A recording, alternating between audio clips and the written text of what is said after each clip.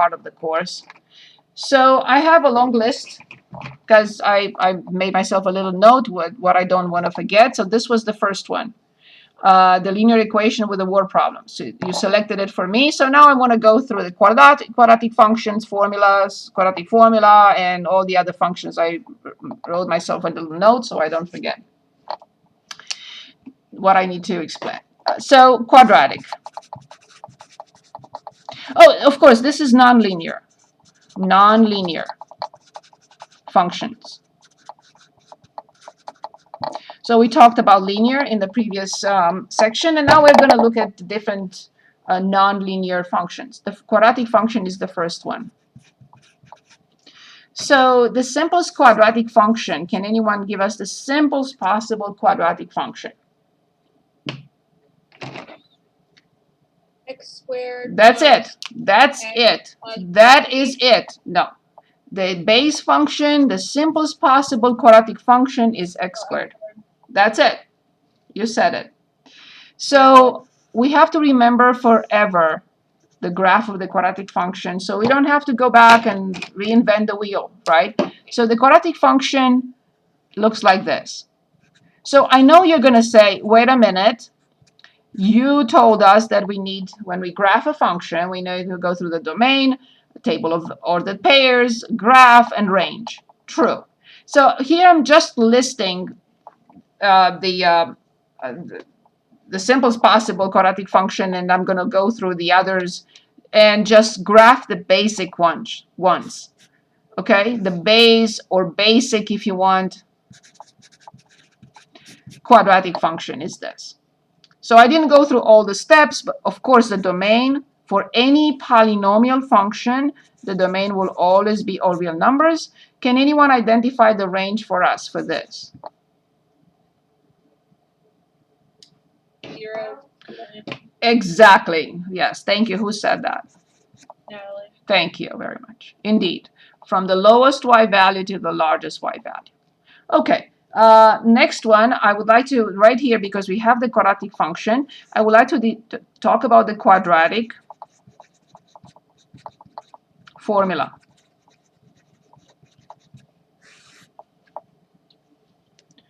Okay, can anyone tell us the quadratic formula? But remember, the equation has to look like this. Ax squared plus bx plus c equals 0. If the equation does not look like this one, identical with whatever a, b, and c, except a cannot be which number? And why? 0. Yes. What happens if, where's my prop? I lost my prop. It was my eraser right here. That's my prop. What happens if a is 0? It's not a quadratic anymore. Exactly, it's linear. Awesome. Awesome. Thank you very much. So a, b, and c can be anything, any real number, but except a cannot be 0. Good. So what is the quadratic formula, if anyone can give it to us? Based on a, b, and c. Nick, I cannot hear you. That would be because my microphone is muted. I know. That's why everyone's been talking over me when I answer. Okay.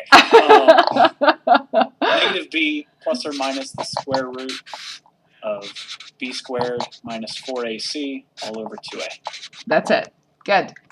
Then this is always helpful when we solve quadratic equations. If we run into something that is not factorable, who knows? Okay, moving on before we choose problems. I just want to list everything, and then we'll go back and we choose everything. Okay. Then on my list, I have x cubed. So f of x equals x cubed. So this is a polynomial function. And degree, can anyone give us the degree? 3. That's it. This one is a polynomial function. What degree? 4. Quadratic. It sounds like 2. 2 indeed. Very good. Okay, so let's take a look at the x cubed, the basic cubic function. Cubic function. or polynomial degree 3, or cubic. So here it is. It's a famous function. We use it a lot when we talk about symmetry. Again, I'm skipping the steps only because I want to list them, and then we'll look at different other situations. But the correct steps, remember, number 1 is domain, number 2 is table, number 3 is the graph, and number 4 is the range. These are the correct steps. With your permission, I skip them so we can get to problems. Okay, so this is the cubic function. On my list now, I have the rational. So what is the simplest possible rational function? 1 over x. That's it. Again, we have to remember the graph of 1 over x, please. We will see it again.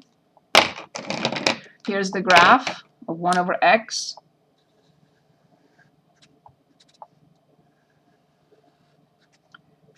It does not touch any of the x and y intercepts, x and y axis, I meant to say. So this is y equals 1 over x. Anyone remembers what is this line called for the graph? You can say is the y-axis. I agree. But what does this represent for this graph? This line, which is x equals 0. Vertical asymptote. Thank you very much. Vertical asymptote. The function is not defined there. Now, I also see a horizontal line here, which happens to be the x-axis. And the equation of this, we already discussed that, is y equals 0. What will this be? The horizontal asymptote. Yes.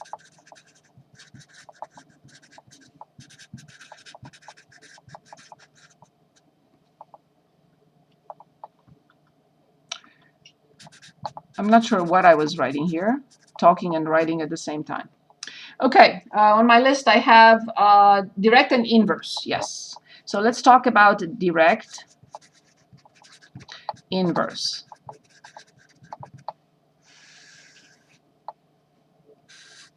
Okay, what is this direct inverse? So when we say or write or read y varies directly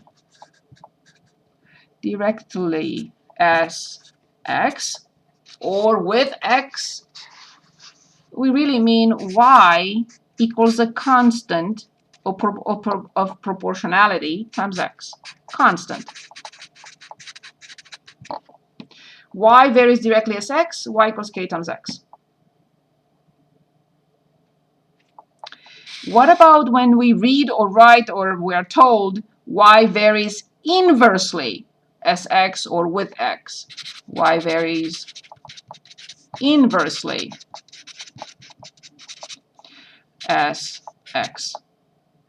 It means here, if x goes up, y goes up. If x goes down, y goes down. Inverse means k divided by x. If the denominator increases, the fraction decreases. If this increases, then x has to decrease.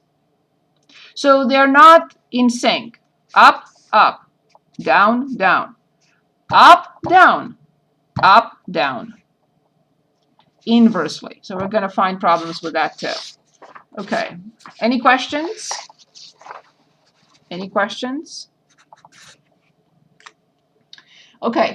I have now the absolute value, exponential and log, and supply and demand. So let's take a look at the absolute value.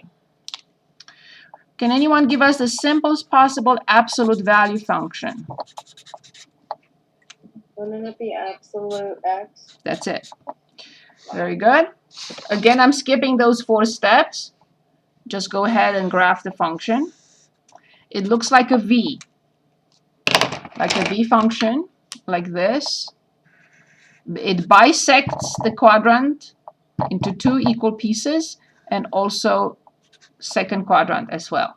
So this is This is not a good color, right? Sorry about that. We probably cannot see this. So it's y equals the absolute value of x. Domain, very friendly, all real numbers. Again, what is the range? 0 to infinity. That's it. With a bracket, 0 to infinity. Okay, two more functions. Exponential and log together, y. Exponential. They're the inverse of each other. Excellent. Yes, here they are. See, log and 10 to the x, they use the same key. E to the x and natural log, they use the same key. Inverses of each other, as long as they have the same base. In case you forget what is the base of log, look here, you'll see it's 10. In case you forget what is the base of ln, look at here, look at the bottom in blue, in my case, in my calculator, and it's e. Okay, the exponential function has two possible shapes. One that we've been scared of for more than a year is this one.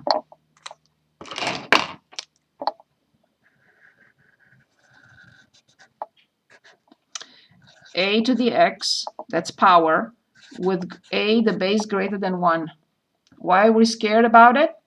Because today there are 10 cases of COVID, and in 3 days there are 500, and in another 10 days there are 10,000. So that's why they meant by flattening the curve. We would like to do this. We would like this, but at least not this. And this is the danger of this function. We want to flatten the curve on this COVID if we can. That's why it's so dangerous. 5 today, 10,000 in 3 days. So that's when the base is greater than 1. But when the base is less than 1, this is still a to the x, but the base is between 0 and 1. So these are the two shapes of the exponential function.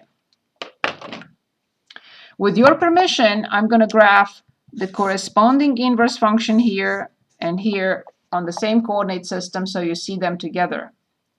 When I graph, and only when I graph both the function and its inverse on the same coordinate system, I have to draw y equals x first, not as a solid line. Y equals x, y equals x. We graphed part of y equals x a few minutes ago. Why? Why do I need to? Only when I put both the function and the inverse on the same coordinate system. Otherwise, I will not graph y equals x. Why? Because the graphs of these two functions, a to the x and its inverse, have to be symmetric with respect to this line. So then y equals the natural log function will look like this. So here it is.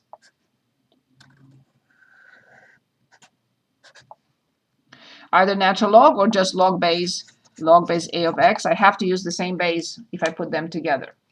So again, remember, they have to overlap perfectly. So if I do this, this graph has to overlap on this one, over this one. It's a mirror image with respect to y equals x.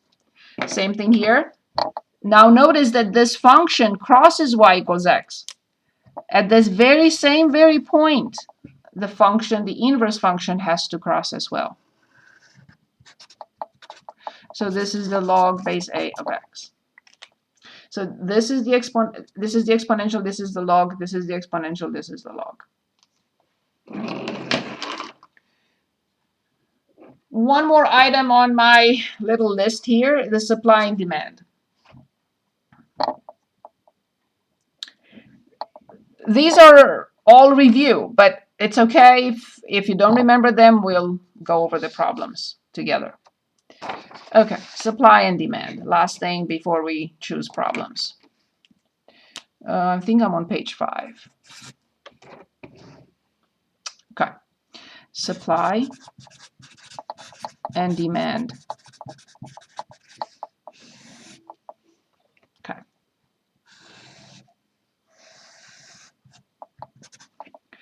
So here's price, the independent variable, and this is the demand, which is normally number of units.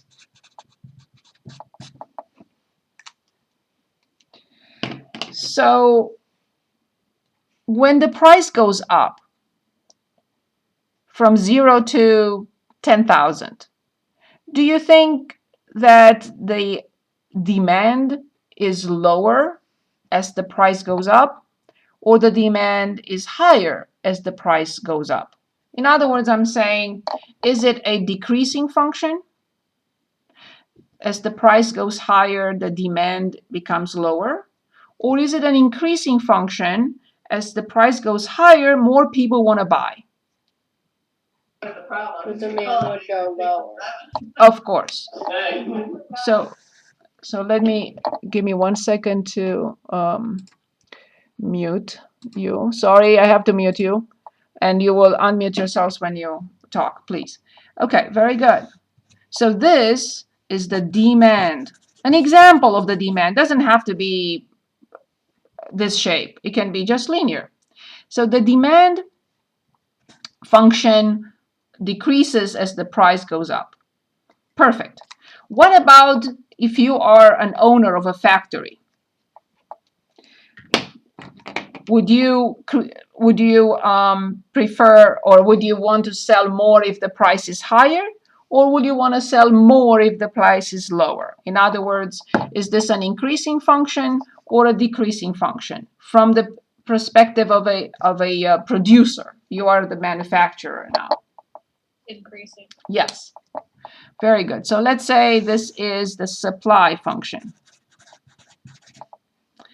Good. This point right here is called the equilibrium point.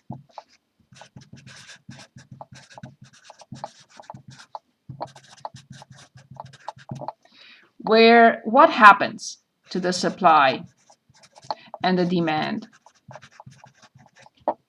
for this particular price? I don't know, some dollar value. What happens at the equilibrium point? The supply and demand are equal. Exactly. Exactly.